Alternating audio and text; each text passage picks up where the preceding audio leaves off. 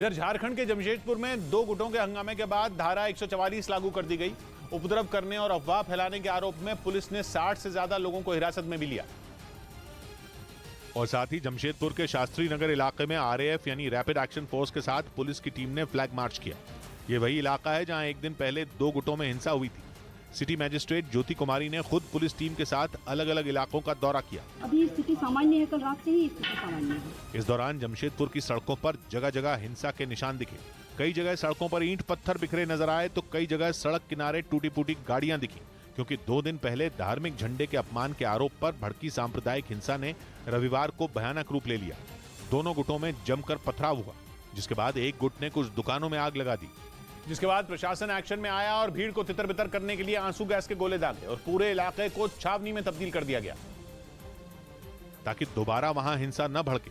अफवाहों को रोकने के लिए प्रशासन ने इंटरनेट सेवा को भी बंद करवा दिया और लोगों से अफवाहों पर ध्यान नहीं देने और घरों के अंदर रहने की अपील की। अफवाह या भ्रामक न्यूज, उत्तेजक मैसेजेस आपको किसी को भी नहीं फैलाना है। 31 मार्च को रामनवमी के मौके पर भी जमशेदपुर के इस इलाके में हिंसा हुई थी। तभी से दोनों गुटों में तनाव था। उधर फ्रांस में एल्प्स पर्वत श्रृंखला की सबसे ऊंची चोटी मोंट ब्लांक पर अचानक आए बर्फ के तूफान से लोगों के होश उड़ गए। वहां तूफान की चपेट में आने से 4 लोगों की मौत हो गई। वहां आए बर्फ के तूफान का वीडियो भी सामने आया, जिसमें बर्फ तेजी के साथ पहाड़ से नीचे की ओर आती दिखी, जो अपने रास्ते में आने वाली हर चीज को निगलती चली गई। फ्रांस में एल्प्स पर्वत श्रृंखला की सबसे ऊंची चोटी पर आए इस तूफान की चपेट में आने से 4 लोगों की मौत हो गई, जबकि 9 लोग घायल बताए गए।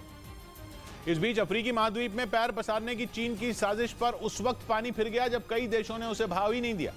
चीन पिछले कई साल से इस महाद्वीप में अपनी पकड़ मजबूत करने की फिराक में है और पूर्वी अफ्रीकी देश जिबूती में अपना नेवल बेस बनाने के बाद तो चीन आसमान में उड़ने लगा।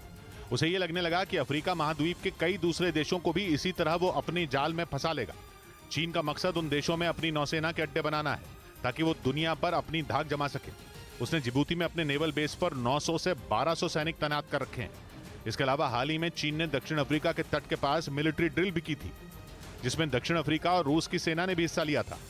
लेकिन इस सैन्य अभ्यास के बहाने चीन इस महाद्वीप के कई दूसरे देशों पर अपनी छाप छोड़ना चाहता था और इसीलिए उसने इस मिलिट्री ड्रिल में अपने 2 जासूसी जहाज भी उतारे थे। चीन की कोशिश यह थी कि वो इन जहाजों के जरिए उस इलाके में मौजूद दूसरे देशों की राय जान सके ताकि वो अपना नेवल बेस बनाने में कामयाब हो जाए। इसके लिए चीन ने अफ्रीका महाद्वीप के 3 देशों को चुना, एक देश मध्य में तो 2 पूर्व में, ताकि वो बड़े इलाकों तक अपनी पहुंच बढ़ा सके।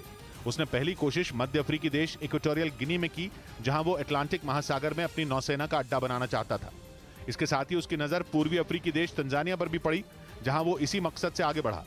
लेकिन इन दोनों देशों ने चीन को अपने यहां नौसेना का अड्डा बनाने से साफ मना कर दिया, यानी चीन अपने प्लान में पूरी तरह फेल हो गया।